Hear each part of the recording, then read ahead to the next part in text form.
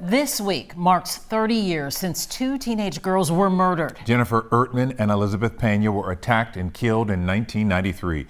Tonight, Elizabeth's parents are speaking to our Grace White about why they are still fighting for justice after all these years. There's not a day that goes by that you just don't, I always think about her. They may live far away from Houston, where their daughter was killed. And how she had to die, it was terrible. But 30 years later, walk in our shoes and then you'll know how it feels. These parents' pain is still fresh. It still hurts today, what she had to go through. Their daughter, Elizabeth Pena, was murdered in 1993, along with Jennifer Ertman. Elizabeth loved the beach, her friends, and was a mama's girl, her father says. So she was always happy. I never seen her sad.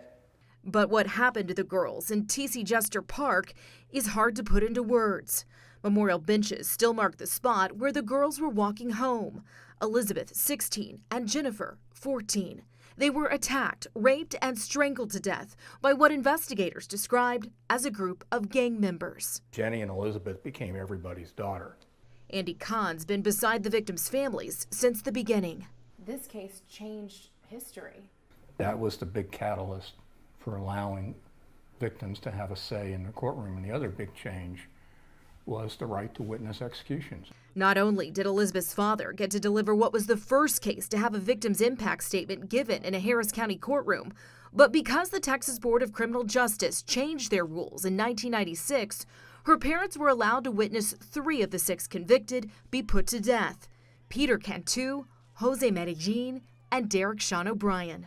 It was probably one of the happiest days of my life to see them 3 individuals that killed my daughter be executed for what they did.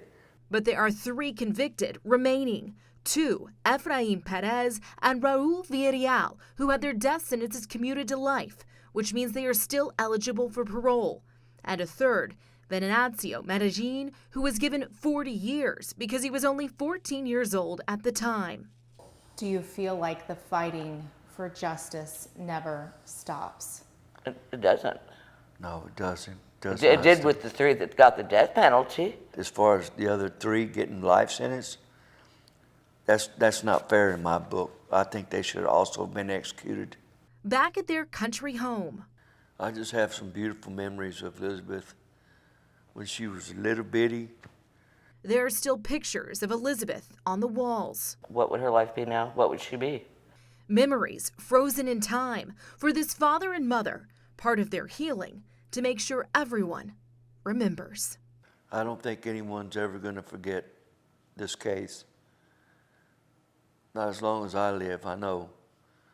But I hope the girls will be remembered for a long, long time. They deserved it.